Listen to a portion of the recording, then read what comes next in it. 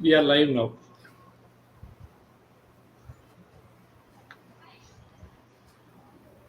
Will you tell me when to turn on the camera?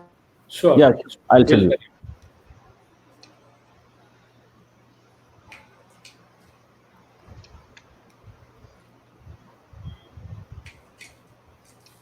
Xavier, meanwhile, can you play the video which we play in the beginning? Because still only 32 people have joined as of now.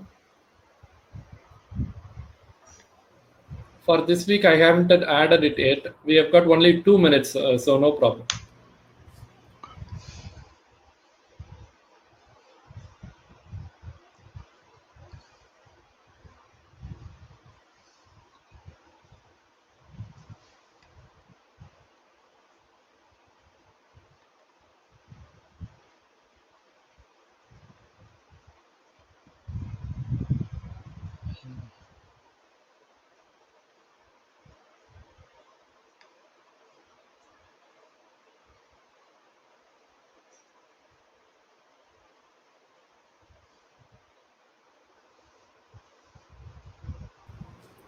Samni sir, we are able to see you now.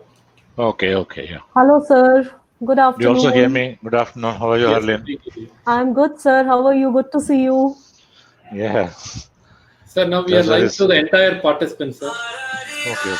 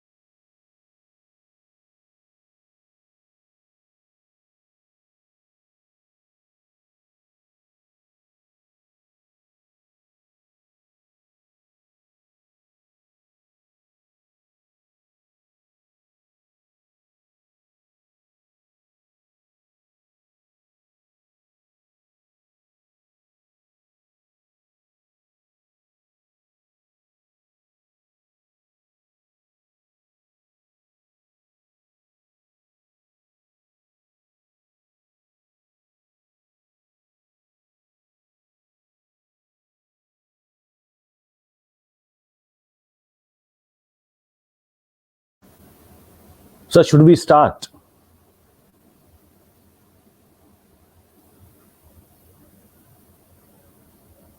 So unmute yourself, sir. Please unmute yourself.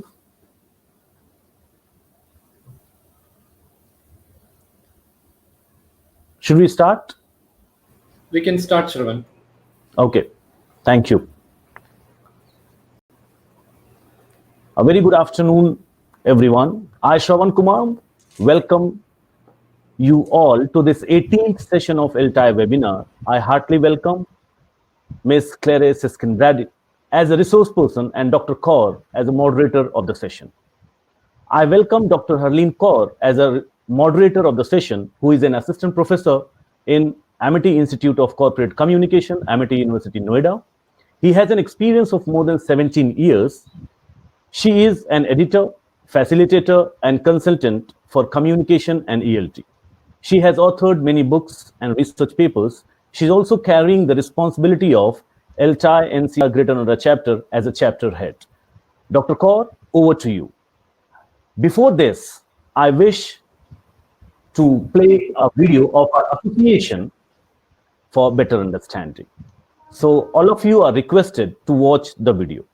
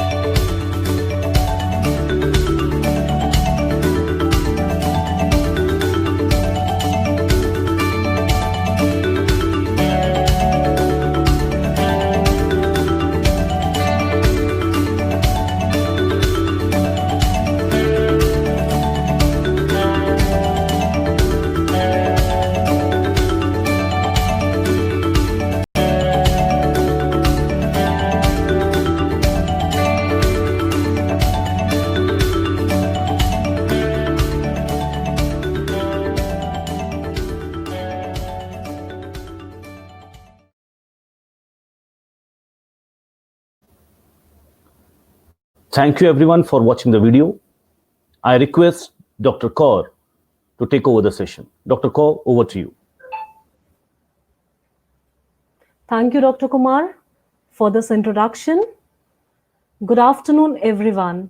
It's our proud privilege to have Claire Braden-Susskind with us today. She is a consultant, teacher trainer, and practitioner of computer-assisted language learning. She has 20 years of classroom experience as an instructor of ESL and EFL. She recently completed a 3-year term on the board of directors of TESOL. She served as a senior English language fellow in Chandigarh, India in 2013-14. She has a strong interest in international education. Today, she is going to enlighten us on supporting our students in autonomous learning. Most of us are teaching at a distance from our students these days. As we teach remotely, our students are probably feeling isolated. Whether we like it or not, we are depending on our students to do a lot by themselves. At the end of the day, learning is an individual process. What are the drawbacks of autonomous learning? Are there advantages to having our students work by themselves? How can we support them in this process? The presenter will explore this issue and suggest ways for teachers to enhance the process. Participation from the audience will be encouraged. You can write your questions in the chat box. We welcome you, ma'am. Over to you. Okay, can you see me? Okay. For Yes, me, we it's can good see you. morning. Thank you very much, Dr. Cal, for that very nice introduction. I'm going to go ahead and start my PowerPoint here. Let's see. Is the PowerPoint on the screen? Not yet, ma'am. Okay. It's going. Yes, we can see. We can see It's it. going, and I've got it. I'm going to stop it and start it again. Excuse me, guys. Okay. Yeah, I've already had one crash here today, so we'll see how this goes. Okay. So I'll go ahead and get started then. Yeah. Okay. So here's an overview of what I'm going to say today. We're going to talk about who we are and the fact that we're here in this situation with COVID. A little bit about autonomous learning, the benefits of CALL, the disadvantages, and how we teachers can support our students. Okay, so there is a web page for this session. And on this page, I have many references. Some of them are print, most of them are online. At the end of this session, they will give you this link, so you don't have to write it down now. Okay, so where do I come from? If you're interested, I come from Pennsylvania, which is in the northeast of the United States. It's right under New York. My city is Pittsburgh. It's over in the southwestern part. It's not Philadelphia. Everybody confuses Pittsburgh and Philadelphia. Here's a photograph of my city. It has about 700 bridges. We have many rivers, so it's called the Three Rivers City. Okay, so by the way, I love India. Okay, I've enjoyed the times that I've been there, and you know that I love India because I woke up very early today to do this. Okay, I only do this for very special people. Okay, now what about you? I'm going to give you a poll, and you have to do this very quickly. You only have about 30 seconds, and let me know where you teach. Okay, let's see. Publish, start poll. Okay. So go ahead and answer that poll.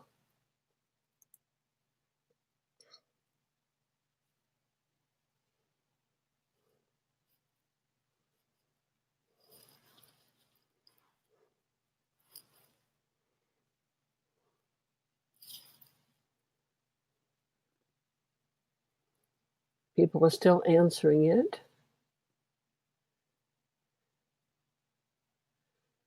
Okay, I'll go ahead and end that. Can you see the poll? I guess you can.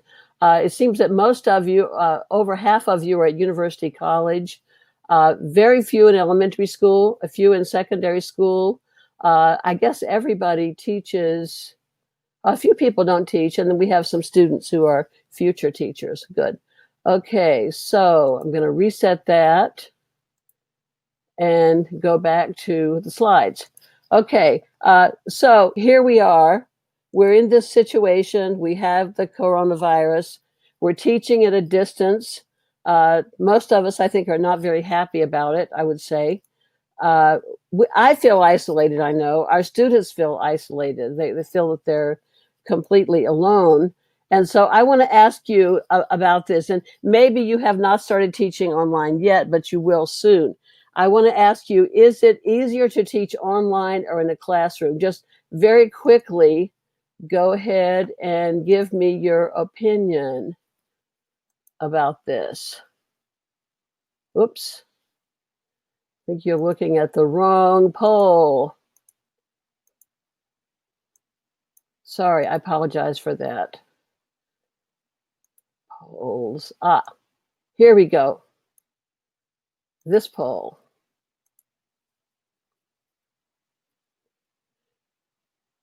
Is it easier to teach in a classroom or easier to teach online? Wow, that's really exactly what I would have expected. Yeah, most of you, the overwhelming majority of you say that it's easier to teach in a classroom, which is what I think too. Okay, so I'm going to make a confession. This is a secret, okay? Don't tell anybody. This is a big secret. Okay, I prefer traditional classroom teaching. Okay, I really enjoy teaching, and I like being with my students and being around them and having that face-to-face interaction. But we don't have much choice about that. We're in this situation.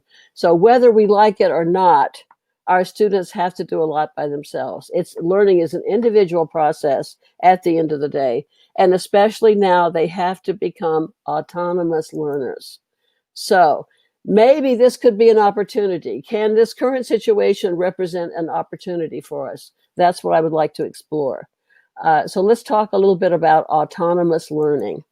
Okay, I Googled autonomous, and almost all of the hits at the beginning talk about self-driving cars, not about students or about learning, but about self-driving cars. So I want to ask you in the chat box, please go to the chat box and tell me, what is autonomous learning? Somebody says, I prefer a class. Okay, just type in there, what do you think autonomous learning is? Are you writing stuff in there? Classroom is better. Okay.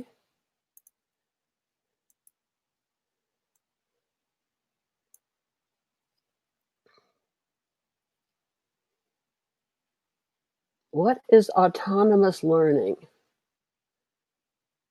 I guess I'm not seeing that yet in the chat. I guess there's a lag here. Many people are saying that it's self-learning. Yeah. Okay. Oh, now I see it. There's a little bit of a lag. Self-learning. Okay. Learning by themselves. Okay. So I think you guys have a pretty good idea of what that is. Good. Okay. So basically it's self-directed, independent learning. The idea is that learners take charge of their own learning and they're responsible for their learning. So you're not responsible for it. They are. Okay. So I want to talk a little bit about the benefits of CALL. Do all of you know what CALL is? Maybe not. I think in India, you often refer to it as ICT. Okay. In Europe and the United States, we mostly use CALL, which is computer assisted language learning.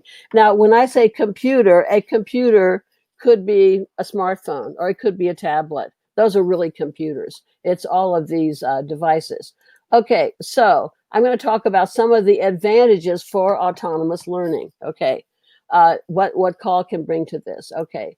And so have you heard this Latin proverb, repetitio est mater studio, I can't pronounce Latin very well. Studiorum. Okay. Repetition is the mother of learning. With computers or phones or tablets, students can repeat and review. Now, I don't think that all repetition is good. It can be overdone, but certainly repetition is an important part of learning language. Okay, multimedia can bring your lessons to life, pictures, video, music. All of these things they really can enhance language learning. Okay, students can learn at their own pace. We have some students who are working more quickly, others who are working more slowly. And when they're using their devices, they don't have to be at the same pace as the other students. Okay, some students, not all students, but some students actually do better with online learning because they don't have the distraction of their classmates. They're just concentrating on what they're doing. Okay, also by using the internet, they have direct access to authentic materials, such as newspapers, magazines, train schedules, menus, etc. I'll talk later on about the disadvantages of authentic materials, but certainly there are advantages. Okay, also students may find opportunities to use English outside class through social media. They may be able to go and find native speakers and practice their English outside of the class. Okay, one of the goals is that the learners are not just consumers, they're not just receiving the language, but they're also producing it. They're producers and generators of language. For example, they can create their own text and they can share them very easily. They can collaborate on texts. Sometimes, not always, but some software and instructional websites offer interactive language practice and give them feedback on how they're doing. I'll talk more about feedback in a minute. Other advantages are there may be linked definitions where they can click and get a definition or a translation. And also they can track their own progress. There may be some kind of record keeping built in that tells them how they're doing. Okay, some students can get a sense of confidence. Oh, wow, I can do this by myself. And that can be a benefit. Okay, teachers worry a lot. I've been in this field of call for a very long time, and a lot of teachers have said to me, if my students are learning without me, what if they don't need me? Where am I in this picture? Well, I think that you play a very important role. I don't think they can do it without you. Okay, let's talk a little bit about some of the disadvantages of call. Excuse me, I'm going to take a little sip of water. Okay, on the negative side, there are definitely some negative aspects of computer-assisted language learning. Some materials are poorly designed. They're just not good materials. And of course, you know, if you're honest, that's the same with textbooks. Not all textbooks are well designed. Okay, students, if they're working autonomously, they don't always know how to choose the best materials. That's where the teacher's role comes in. That they can really use the teacher's guidance and advice in choosing the best materials. Okay, everybody wants free materials. Students want free, teachers want free, administrators want free. Free materials may not be the best. They may be of low quality. They may have distracting ads. And I think that if something is wasting our time and wasting the students' time, they aren't really free. So when we talk about the cost of materials, we have to consider that if we're wasting time, then it's not really a good thing. Okay, I have, as I said, teachers need to select materials, help the students select materials. I put together a web page called Study English by Yourself. You don't need to write that down because when you get the other web page, there's a link to this on there. And it has a bunch of links to a bunch of materials at different levels. And all of them are free and you don't have to register or use a credit card or anything. But they're materials that I think are pretty decent. Okay. Now, have you heard about digital natives? This idea that from a very young age, children are very good with technology and we older people are not so good. Basically, this is a myth. This has been, yes, kids are very, very comfortable with using devices and using technology, but that doesn't mean that they're using them correctly, especially not for studying. A recent survey said only 23% of college students could conduct a well-executed internet search. Excuse me, I'm going to cough. Whoops. Sorry about that. So don't assume that just because students can go onto the web that they know how to use materials correctly, or that they have good critical thinking skills. They may not. Okay. Authentic material can have a disadvantage. If it's totally incomprehensible, it's so difficult that the students can't understand it, the students are not going to be motivated. They're going to be demotivated. So teachers are really a very important part of this process. They need to curate the materials. They need to help students select the materials that are going to be appropriate for their level. Okay. Everybody loves multimedia. It's very fashionable. But multimedia does not guarantee better learning, okay? It can be very distracting. Learners may not take advantage of it. Just because we have a button where you can click and get sound files doesn't mean that it doesn't mean that the students are actually going to use those benefits. 1 minute.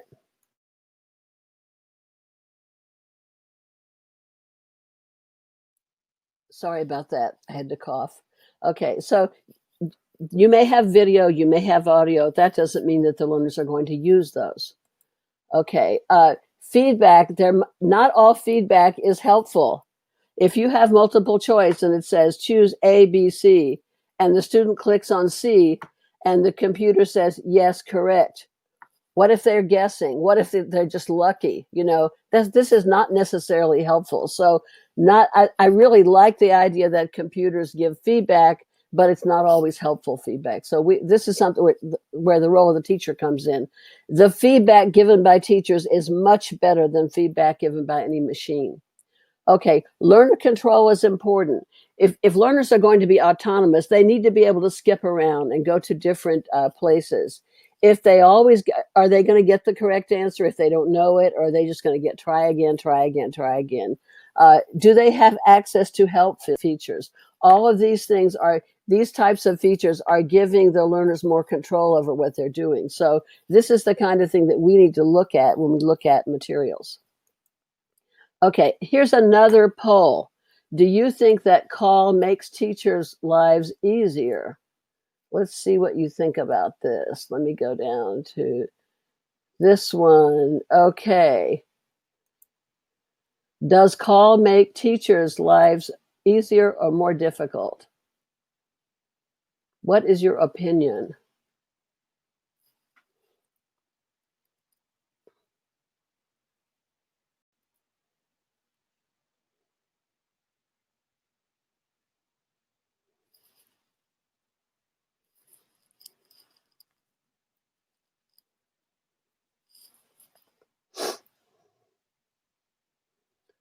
Okay. 67. Okay, so it's about 66% say easier, about 33% say it's more difficult. I think it makes it more difficult, but I'm in the minority. I'm interested to know your reasons. Let's go into the chat. Tell me why you think it's easy. Just type like easier because or more difficult because.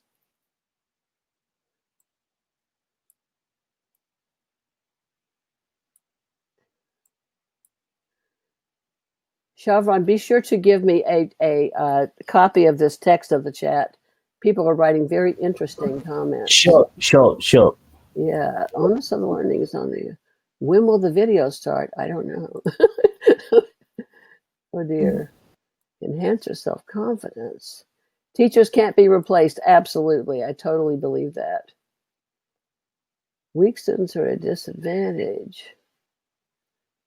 Yeah, I hope in the question section we can go into some of these things.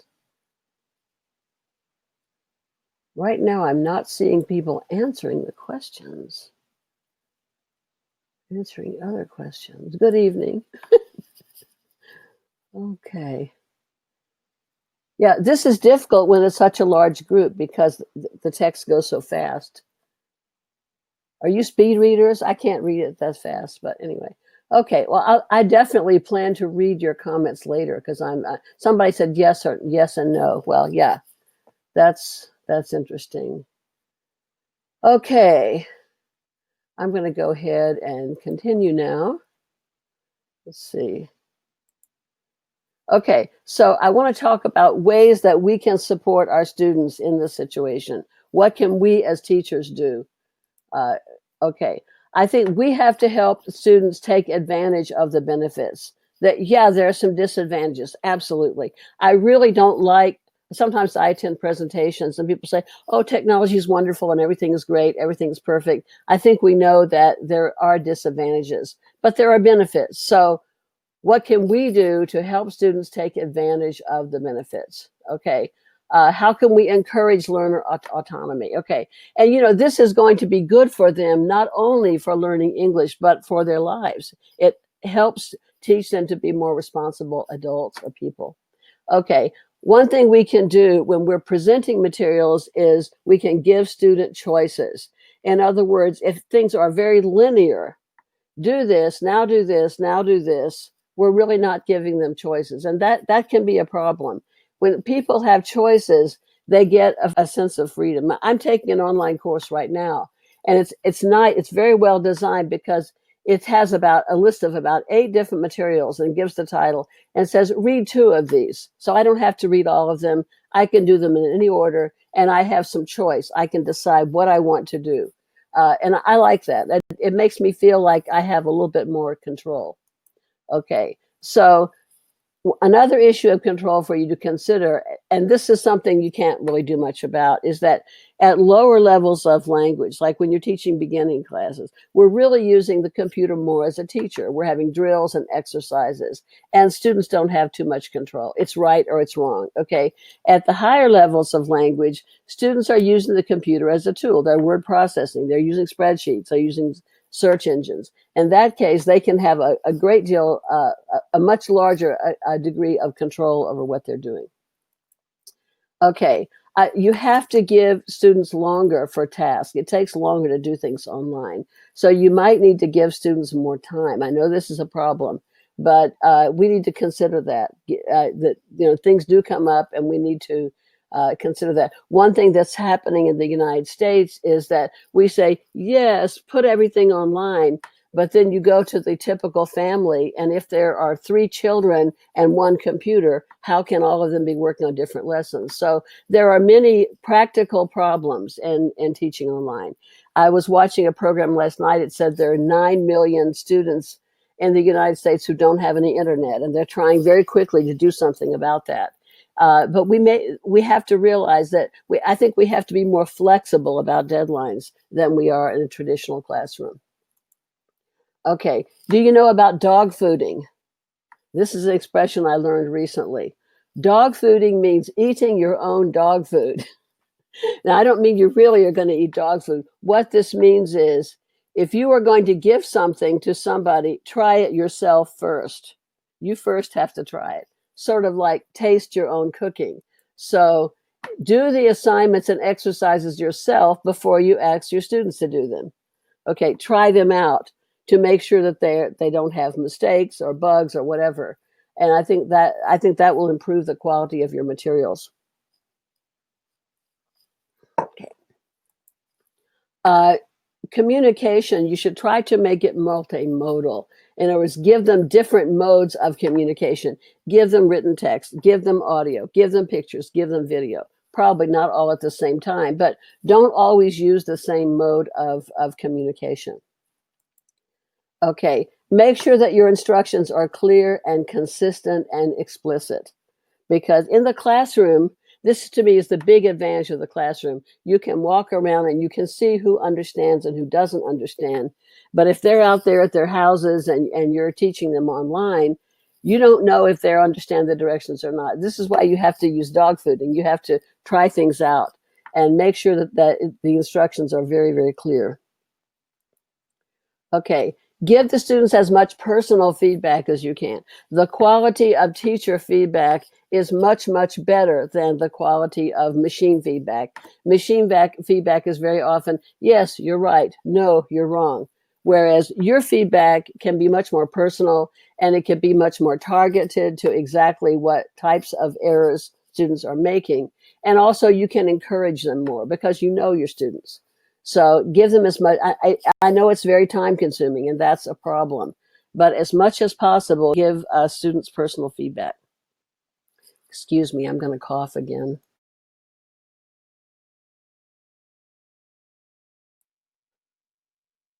Okay. Is my microphone on? Yeah, I think it is. Okay. Autonomous doesn't necessarily mean alone. I think social interaction is still very important. And if you can design ways to have your students interact with one another, that's, especially since you're teaching a language, that's going to be very beneficial. Are you familiar with LMS, Learning Management System? Probably, maybe you don't know this term. In the United States, the most popular ones are Moodle, Blackboard, Canvas, Sakai. Those are the popular ones. And I'm just wondering, what are some popular LMSs in India? I really am not sure. Can you type in what some of the LMSs are? I'm not seeing them in the chat box. I think there is a lag. I'm not seeing everything as soon as it's posted. Yes, hybrid is best. I absolutely agree. I think hybrid is the very best model.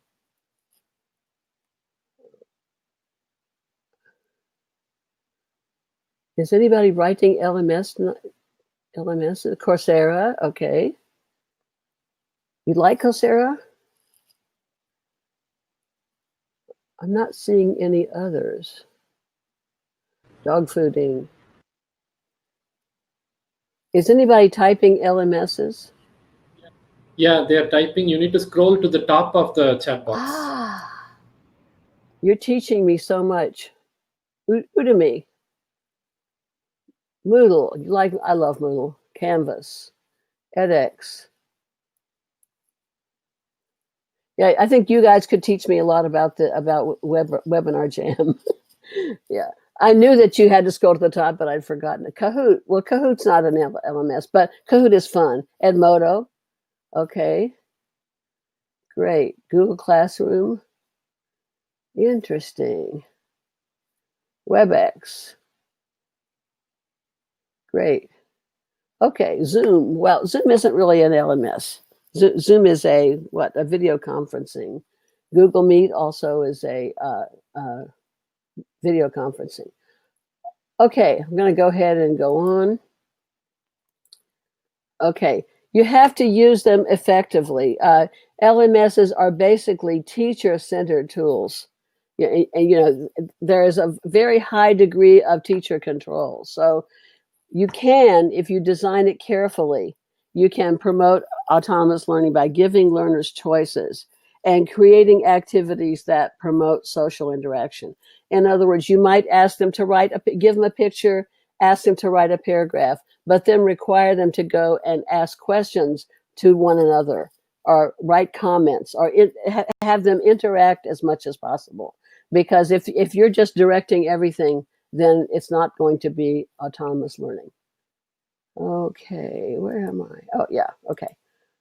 Okay, if you have a discussion board in your LMS, which you can easily do, encourage learners to help one another. You don't always have to be the one to answer the questions. And also, you cannot be there 24 hours a day. You have families, you have other classes, you have a personal life, you have other things to do.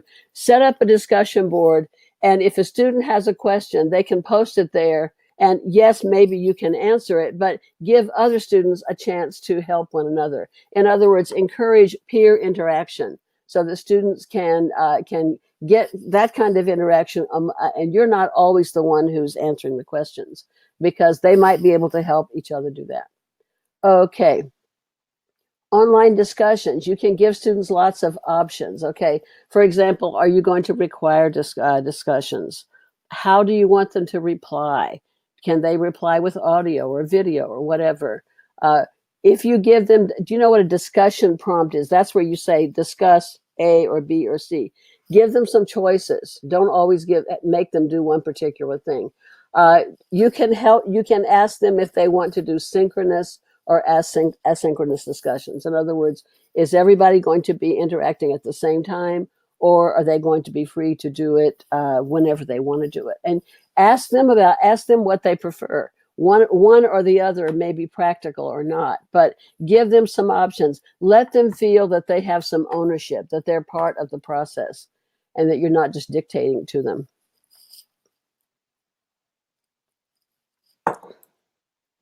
Okay, teach students how to use search tools. There are different techniques that you can teach them, and they're going to be better at it and better critical thinkers if you help them with that.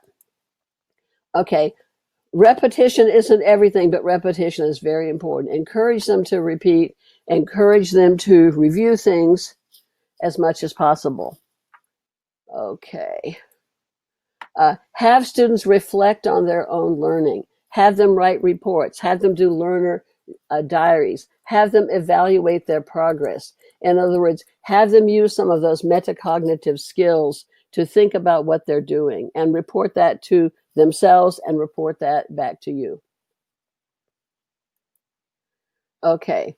Tell students to be aware of their own, be aware of your own learning preferences. Now, there is a lot of controversy right now about learning styles. When I was in school, they taught us that different students have different learning styles. A lot of recent research is saying, no, that isn't true. Learning styles don't exist, but certainly there are learning preferences. I had a classmate in a history class, and she never took notes of the professor's lectures. She drew pictures of whatever the professor was talking about. Different students definitely have different preferences. Some would rather watch something, some would rather read, some would rather take notes, some would rather listen, but have them be aware of that and to help them to enhance their own learning. Okay, tell students to take risks. Don't be afraid to make mistakes, okay? In other words, go ahead and try to use the language, experiment with the language as best you can. Okay, tell your students to give themselves rewards. That's an Indian snack, right? Okay, I remember eating that. Tell your students, okay, work for an hour and then stop and have a snack. Work for an hour, work for 2 hours, then go out and take a walk. In other words, give yourself some kind of a little reward for the hard work that you're doing. Don't just sit there and try to work for 5 hours or whatever. So I think that's good advice. Okay, encourage students to set goals that are realistic. Okay, they're not going to learn the language that quickly and be that fluent, and so they have to try to learn in increments. Okay, here's some vocabulary. Try to learn this. Now let's go into another goal and go into another goal, rather than having goals that are not realistic. Okay, that's it. I think I've finished way early, but if you'd like to ask questions, that's fine. Oh, that web page, they're going to get that web page as a link, right? Yeah. Okay. So. Thank you so much, Claire, for this very interesting, informative, and enriching session. Did I finish early? I think I did. Yes, ma'am? Did I finish early? Oh, no, it was absolutely fine. It was absolutely fine. And it was very, very true that we missed the face-to-face interaction with our students. We missed that connect. Mm-hmm. Online classes, definitely, it is teaching us many things, but yes, that connect is missing, the emotional connect. Mm-hmm. And the things that you said to support the students by giving choices and the concept of dog fooding, that was something amazing, and I suppose we all should follow and adapt. Now, let's move on to the questions. Are you ready for the questions, ma'am? Yes. Oh, by the way, that dog fooding comes from the field of software development. But now teachers are starting to use that. I was not familiar with that until very recently, but apparently it's good. You know, we don't want to give our students something to eat if we ourselves would not eat it. But it is something, a new concept for us, dog fooding. I have heard it for the first time. Thank you so much for this concept. It's a learning. Okay, now let's move on to the questions. Then do I get to ask you questions? I hope. Okay, the first question. Dr. P.N. Ramani, he's asking a question. Isn't autonomous learning culture dependent?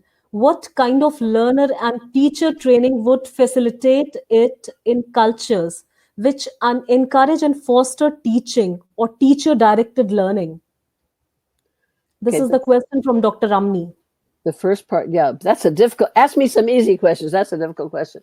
Yeah, I think it is very culture dependent because how we teach is very much dependent on our culture. And I know a lot of times Americans, I've seen a lot of Americans say, oh, this is the correct way to teach. And then we go to some other country and they say, no, this doesn't fit into our culture. I think that it doesn't fit completely. I'm not saying that we should have anarchy. When I was teaching in the classroom, I was very strict with discipline. Okay. I think people have to be respectful. They have to, which a lot of American students are not. Yeah, I think it is somewhat culture dependent. But I still think that now that we don't have the control over our students that we used to have. When they're in the classroom, when I'm teaching a class or even a teacher training workshop, I want everybody in that room to listen to what I'm doing. And I want to control that. I want to control the experience for everybody.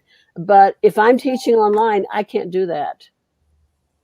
I read recently on Twitter that some American teachers are are setting up rules, and they're saying, for example, you cannot attend class in pajamas. You must put on your clothes. You must brush your hair before you come to class. You must not eat during the class. You must brush your teeth before the class. And other teachers are just laughing and saying, come on, that's ridiculous. We can't control that. They're in their houses. We can't take them to the director's office and punish them. We don't have any control over that. So yeah, but I think this is a new culture. It's culture dependent, but it's a new culture and we've had online learning for a long time, but not to this scale. I mean, this is a massive, massive scale. We have millions and millions of students doing it all over the world, and with no training and with no warning. I mean, some of these teachers, on a Friday, they said, okay, Monday you start teaching online. So it's a new thing. We're all learning together how to do this. I don't know if that answers the question. The second question comes from Sanjita Kaur. She asked, aren't we confining their knowledge and understanding when we conduct objective assessments? Yeah, I think we are. I think assessments should be qualitative as well as quantitative. Yeah, definitely. Yeah. Thank you, ma'am. Okay. The next question comes from Upender. Can classroom teaching replace call? Replace call. I usually hear the opposite. I hear can call replace classroom teaching. Is that what you? Yes. Is that what you I mean? know. I don't think so. This is my opinion. A lot of my friends who are very smart disagree with me. I love call. I've been doing calls since before many of you were born. Okay. But I think that I don't think that teachers can be replaced. I think that there are many things that we can do that a machine can never do. We care about our students. We have that emotional connection that you talked about. We know about the individual characteristics of our students as much. I mean, sometimes we don't because we're teaching 85 people in one room, and that's very difficult. But to the extent that we can, we try to do that. And a computer is a stupid box. And it's wonderful. It does a lot. Like just the fact that I can talk to you now. You're in India and I'm here. I mean, that's, even 30 years ago, I could not imagine that. I could imagine texting and typing to people, but I couldn't imagine that you and I could have this connection that we're having. So yeah, computers are wonderful. I don't think that they're ever going to replace what we do in the classroom. A good classroom. Of course, we know there are classes that are not so good, and there are teachers that are not so good. I know one of my friends says an online class is better than no class, and an online class is better than a bad classroom teacher. So there are always degrees, but I personally don't think that. I think it's a different experience, and a lot of people disagree with me. I'm telling you my personal opinion. So if you don't like online teaching, I'm with you. But I mean, even though I love it, even though I do computer programming and everything, I don't think it's going to be, I don't think it's ever going to be as good as a good classroom teacher. It might be better than a bad classroom teacher, Have you ever had a bad teacher? I have. Have you? Let's be honest. I'm sorry to say this. There are bad teachers in the world. I would rather have a well-designed call lesson than a bad classroom teacher. Right, right. Thank you, ma'am. The next question comes from Praveen Sam. He says, we weren't prepared or ready for the sudden forced learning online. How to convert this mode as a regular learning method? How can, I missed the next part. Yes. How to convert this mode as a regular learning method? Well, I think we already had. Before the pandemic, we already had online classes. Just keep trying to develop courses, develop the best courses we have. Certainly, teachers need a lot of support and a lot of training. But I'm not sure what the situation is in India. In the United States right now, it is very, very sad. I saw the statistic this morning: 176,000 people have died of coronavirus, and a lot of teachers now are being forced to go into the classroom, and they don't want to. They don't want to go in the classroom, but their directors and the government is saying you have to go. And so I think that online is better than that. Right. Online is better than getting sick and going to the hospital and dying. How many people do you know who've died of the virus? I think I've known 4 people so far. Lot many around us. Yeah. People are suffering nowadays. The entire world is suffering, rather. It's not only older people; it's also children and also people in the middle. Toddlers also. I would prefer to teach online than to get coronavirus and die. Right, ma'am. Very true. Okay, the next question comes from Dr. Megha Singh. She's asking, how can subjective assignment be made easy and assessed in call? It's very difficult, especially if students are writing essays or they're giving speeches.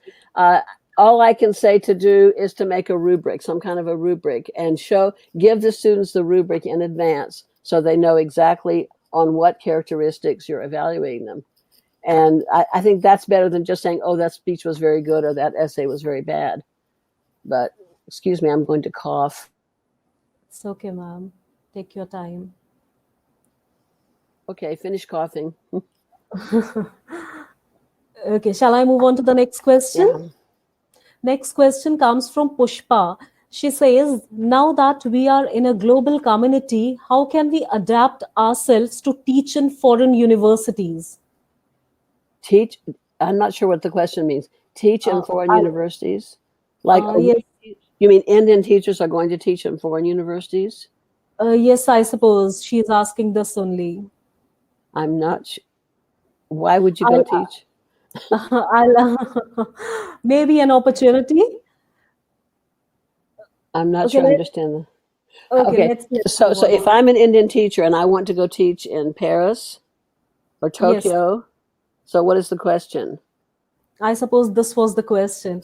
Anyway, we'll move on to the next question. Well, I would say learn the language and learn about the university and apply for the job, I guess. I'm not sure. Okay, let's move on to the next question, ma'am. Next question comes from H. Mohammed. How far does classroom teaching for teachers satisfy their class with students? Set aside. How far does classroom teaching for teachers satisfy their class with students? Satisfy. Okay. Yes, satisfy. What's the first part again? I was concentrating on the last part. I missed the first part.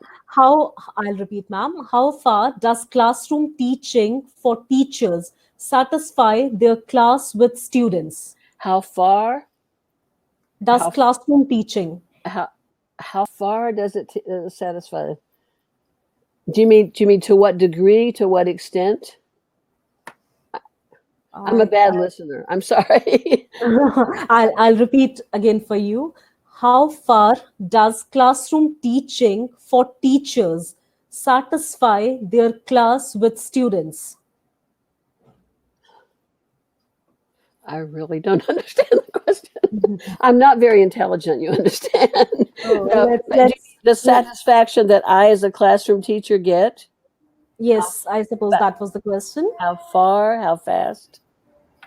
Okay, let's move on to the next question, ma'am. I'm sorry. It's absolutely okay. It Next might be, question. you know what? It might be my American English that you know. I speak a different. Doesn't mean that the question is bad. It Definitely. means that my variety of English may not have that. I'm sorry. It's absolutely okay, ma'am. Next question comes from Anna. In a public school, most of the learners come from a lower class family.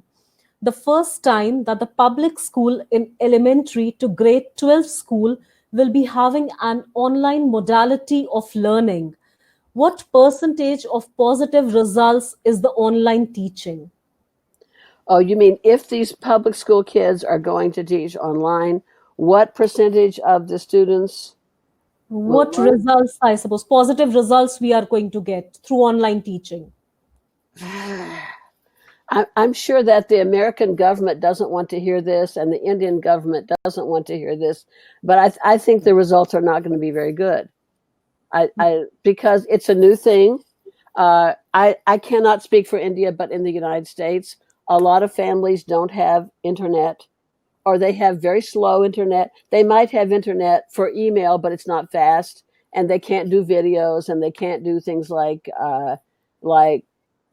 Zoom because they don't have enough bandwidth to do that, and the teachers don't have any training and are not experienced. The materials may not be very good because they're poorly designed, and because people say, oh, it's free, it must be good. They think if something is free, that means it's good. Well, free is not always the best, okay? I think the results are not going to be very good. On the other hand, I think it's better than nothing. As teachers, we have to try. We always have difficult situations, don't we? I think it doesn't matter if you're in a university or elementary school or where you are. We're always going to have difficult situations.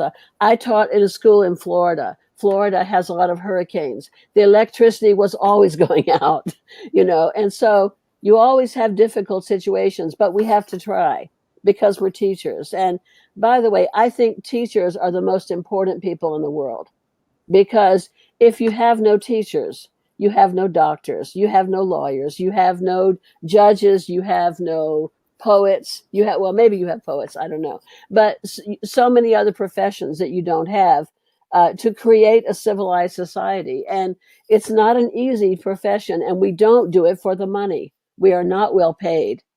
If you want to get a good salary in the United States, you don't become a teacher. You do some other thing. So I think we just have to fight. We have to try. It's not going to be as good, in my opinion.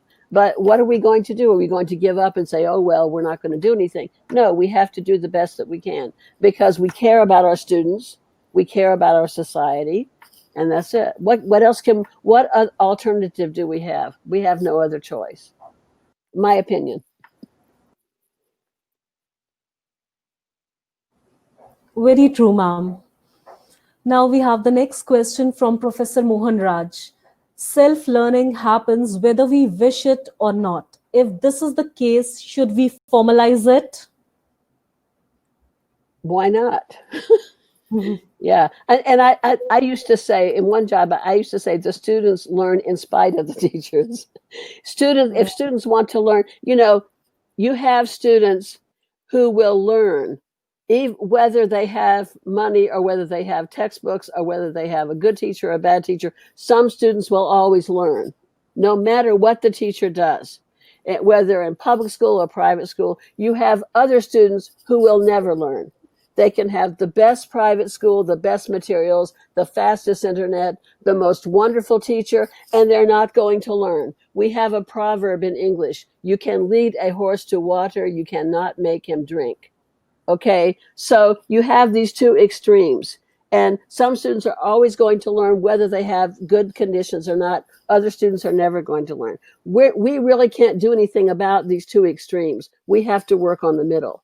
We have to work on the 95% of the students are in the middle, and do the best we can. Did I answer the question? I don't know. You have answered, ma'am. Now we have, I suppose this would be the last question. We are having lot many questions and lot many comments of praise and all for you. So the questions, I suppose, the rest questions you can answer through mail. But the last question for the day, the question comes from Raj Yesri. Right now, even the online classes are preparing students for written assessment. Yeah. We need to focus on all the skills. How do we work on that? Well, it's going to be very, very difficult because if we don't have fast internet, we're not going to have audio and video.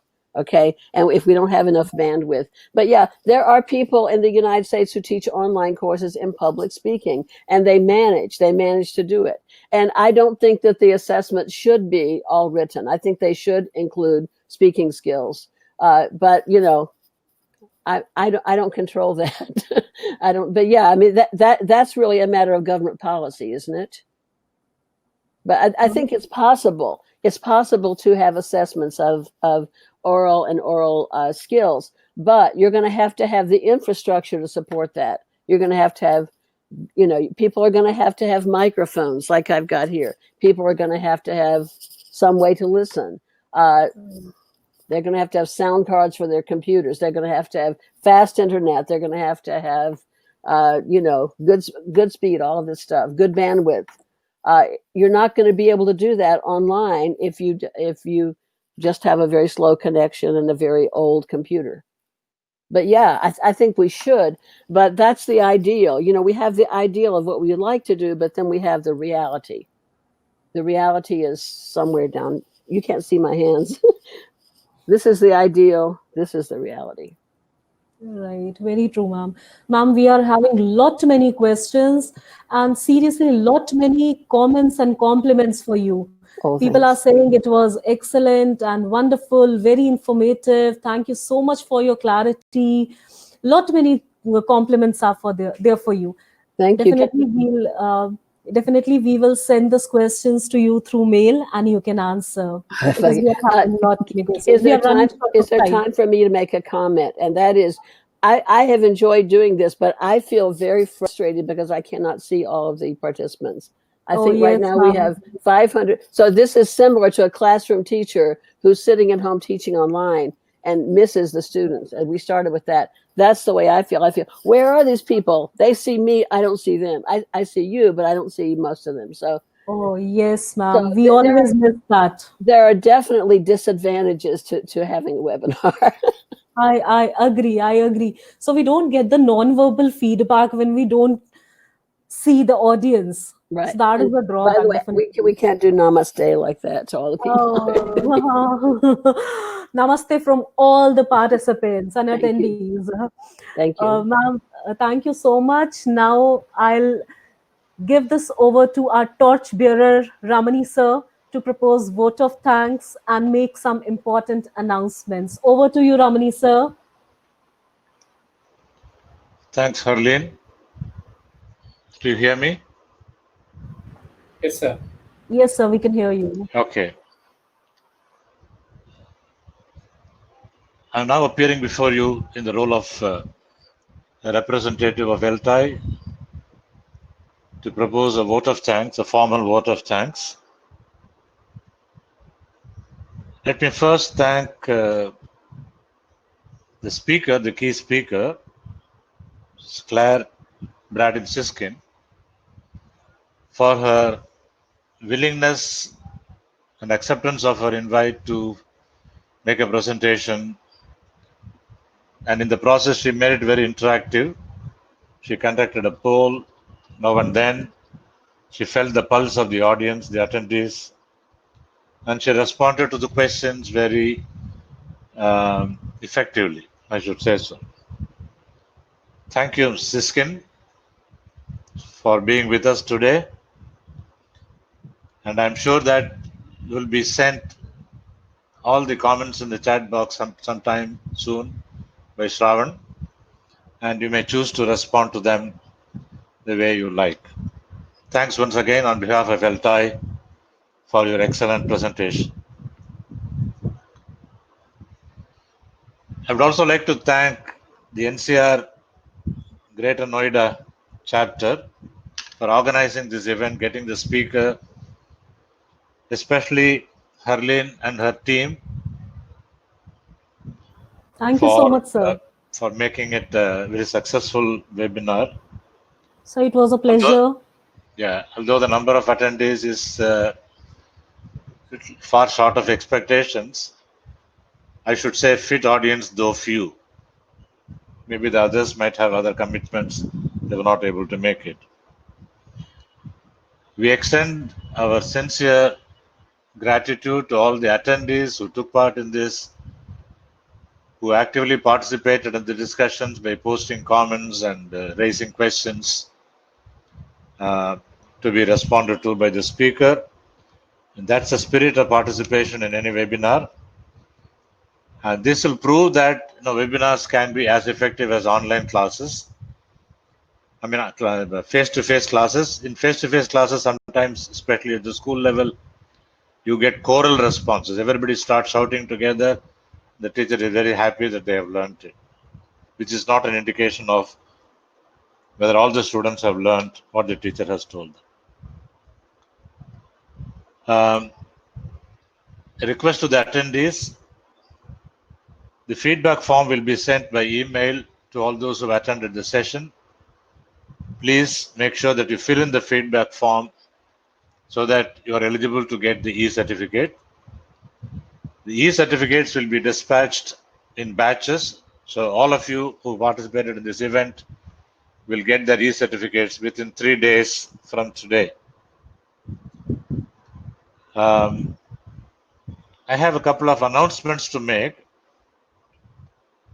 The first announcement is about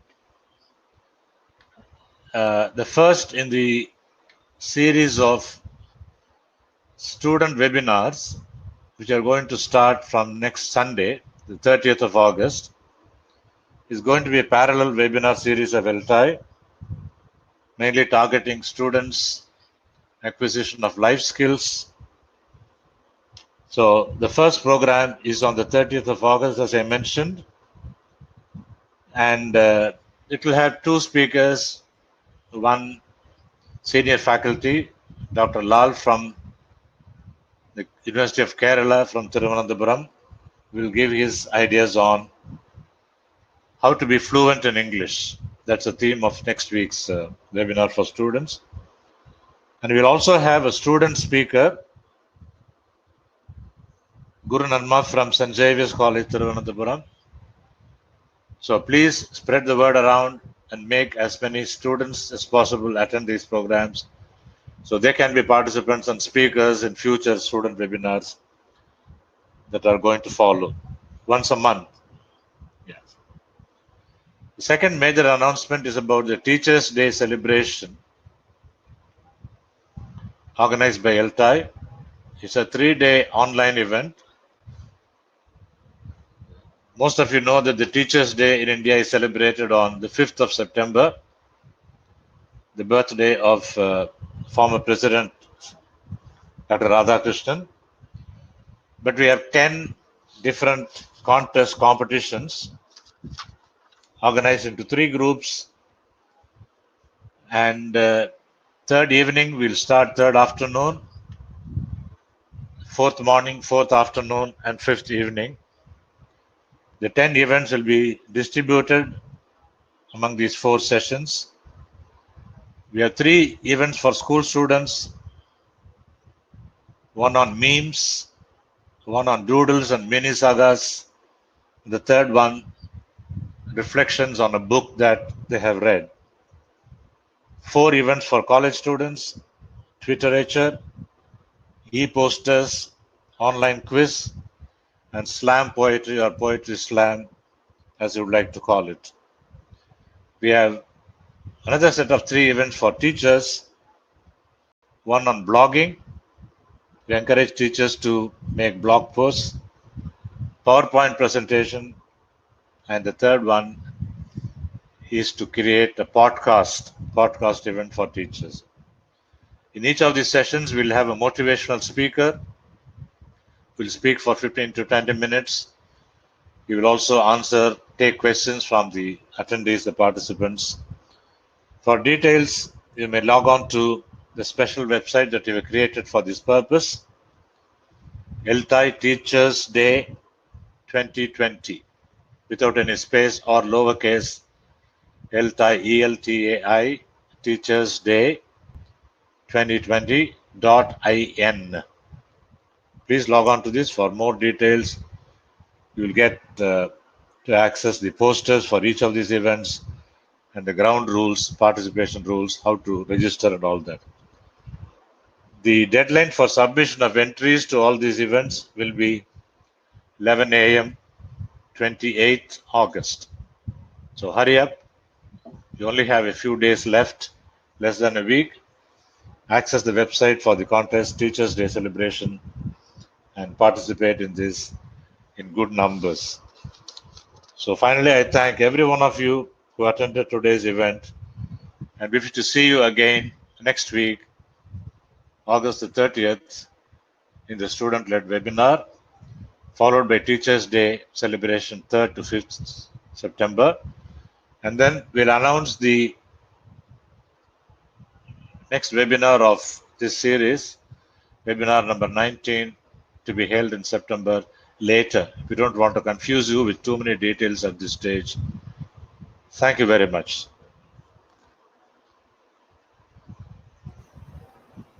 Thank you, sir. Thank you, Claire.